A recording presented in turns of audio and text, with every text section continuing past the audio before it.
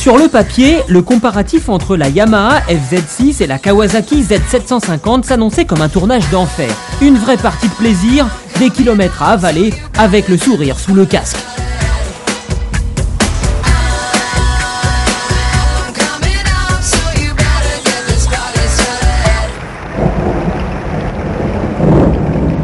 Oui, mais avant l'enfer vint le déluge. Des tonnes d'eau qui nous tombent sur la tête, une météo désastreuse, capable de vous transformer n'importe quel motard en batracien. Then the rainstorm came over me.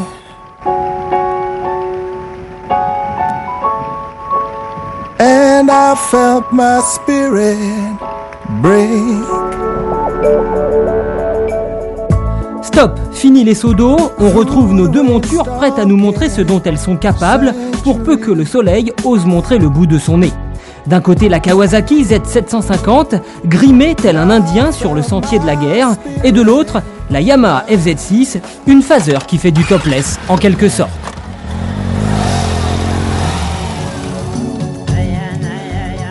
Retour chez l'homme de l'Atlantide pour faire plus ample connaissance avec nos vedettes. FZ6 comme Z750, ces deux engins transpirent de sex-appeal, dégoulinent de charme.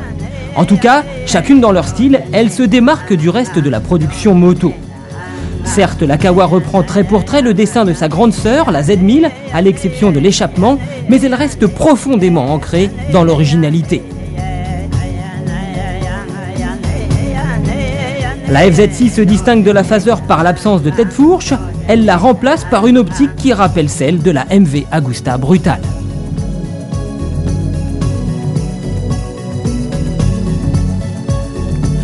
Côté moteur, les deux engins partagent la même architecture, le 4 cylindres en ligne, mais disposent de cylindrées différentes.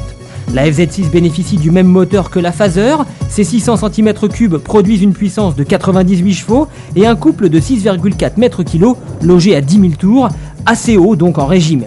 Le tout pour un ensemble de 203 kg avec les pleins.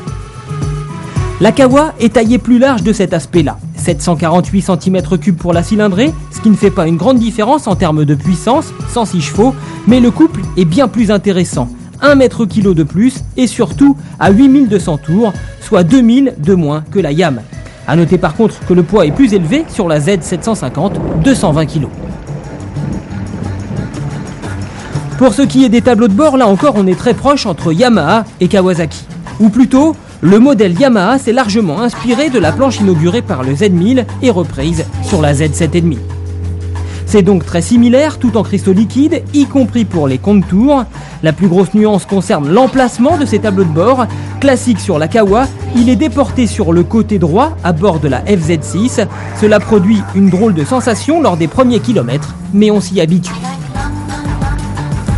Enfin, au niveau des freins, la comparaison statique donne un premier avantage à la Yamaha. Deux disques de 298 mm à l'avant, accompagnés par des étriers à 4 pistons, alors que sur la Kawa, les étriers ne comptent que 2 pistons. Il faudra voir une fois en action si cette différence est sensible.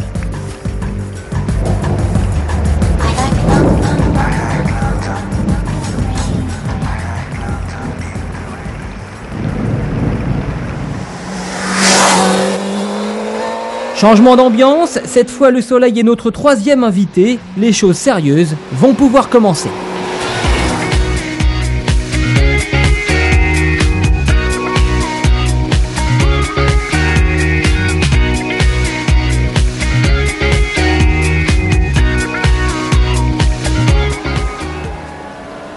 Premier renseignement, la prise en main des deux bolides ne pose absolument aucun souci. On va alors très vite remarquer les premières différences entre nos machines, au niveau de la position notamment. Sur la Kawa, le buste est nettement plus basculé vers l'avant comparé à la Yam, et la posture rappelle davantage celle d'une sportive, toute proportion gardée. La Z750 bénéficie également de son embrayon de saut de vent pour permettre à son conducteur d'être moins exposé que sur la FZ6. Cela reste relatif car quoi qu'il en soit, les deux montures vous feront quitter les autoroutes au plus vite pour rechercher les petites routes tant leur protection répond aux abonnés absents.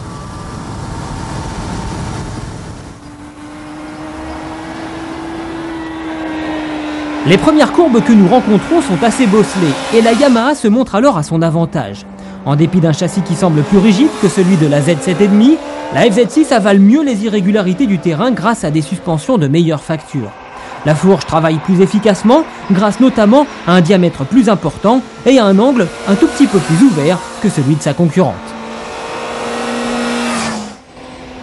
Plus en appui sur l'avant, la Kawasaki n'apprécie guère ce genre d'exercice. On sent alors un train avant qui se cherche davantage, fruit sans doute d'un empattement plus court sur la Z750. L'autre élément expliquant cette aisance moindre, c'est bien sûr le poids. Les 17 kg d'écart entre les deux machines pénalisent sensiblement la Kawa sur les terrains accidentés. Mais attention, dès que le bitume devient plus lisse, la tendance s'inverse. La Z7,5 en profite pour reprendre des couleurs et étonne même par la stabilité qu'elle démontre une fois installée sur l'angle. La Kawa est moins vive, certes, mais elle compense par une précision meilleure que celle de la Yamaha. C'est un des domaines où les différences entre les deux roadsters sont les plus notables.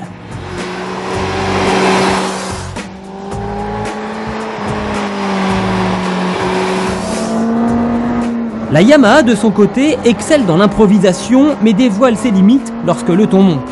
Moins précise, la FZ6 donne en fait la sensation d'être moins pointue que la Kawa. Un pilote averti se sentira moins bien armé, mais le conducteur lambda, lui, s'y retrouvera davantage.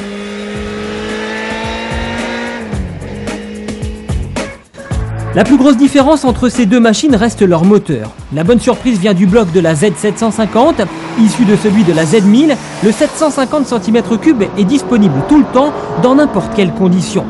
Un moteur rond, plein, à la sonorité envoûtante et capable de monter en régime invraisemblable. Pour tout vous dire, on estime pour notre part qu'il s'agit là d'un des moteurs les plus agréables à rouler en ce moment. Face à lui, le 4 cylindres de la Yamaha fait pâle figure.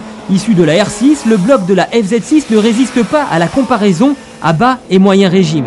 Il retrouve de la voix seulement à partir de 8000 tours, mais sans jamais rejoindre son adversaire. Bref, les 150 cm3 de différence se ressentent énormément. Le plaisir de conduite vous dirige donc quasi automatiquement à prendre les commandes de la Z750. Là où on ne peut absolument pas parler de plaisir, c'est en duo. Jambes repliées, sans poignée pour se tenir, le passager demandera très vite à descendre de la Kawa pour s'installer sur la Yamaha. Il ne sera pas à son aise non plus, mais c'est moins pire, dirons-nous. Bref, vous l'aurez compris, mieux vaut rouler seul pour profiter pleinement des qualités de ces engins. Voilà comment deux constructeurs répondent à la même demande, donner du plaisir sans faire appel à des puissances démentielles ni à des prix astronomiques. Les machines qui en résultent sont extrêmement différentes, chacune ayant sa propre approche du problème. Facilité et onctuosité pour une Yamaha qui prône la raison, punch et sensation pour une Kawasaki qui opte pour la passion. À partir de là, la décision vous appartient, mais comme nous avons l'habitude de vous dire ce que nous pensons, on avouera un petit faible pour la Kawasaki, surtout pour son caractère moteur. La seule façon de savoir si vous êtes d'accord avec nous, c'est donc d'aller essayer ces deux machines.